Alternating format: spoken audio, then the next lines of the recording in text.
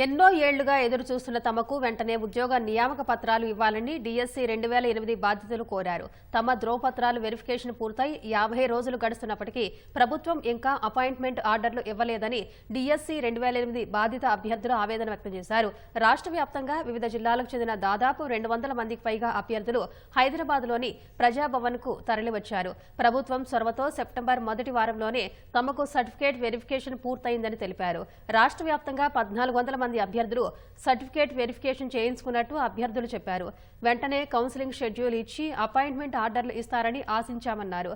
ప్రభుత్వ ఉద్యోగాలు వస్తాయన్న కారణంతో తమలో చాలా మంది ప్రైవేట్ ఉద్యోగాలు మానేయాల్సి వచ్చిందని చెప్పారు. తమ వేదనను అర్థం చేసుకుని కౌన్సిలింగ్ షెడ్యూల్ ప్రకటించాలని ప్రభుత్వాన్ని కోరారు. ప్రజాభవన్లో కూర్చున్న అభ్యర్థులతో ప్రణాళిక సంఘం వైస్ చైర్మన్ చిన్నారెడ్డి చర్చలు జరిపారు. అభ్యర్థుల నుంచి వివరాలు సేకరించి విద్యాశాఖ అధికారులతో ఫోన్లో మాట్లాడారు. అభ్యర్థుల జాబితా రూపకల్పన ప్రక్రియ చివరి దశలో ఉందని చెప్పారు. అధికారులతో తాను మరోసారి మాట్లాడతానని 2-3 రోజుల్లో సమస్య పరిష్కారం అయ్యేలా చూస్తానని అభ్యర్థులకు చిన్నారెడ్డి హామీ ఇచ్చారు.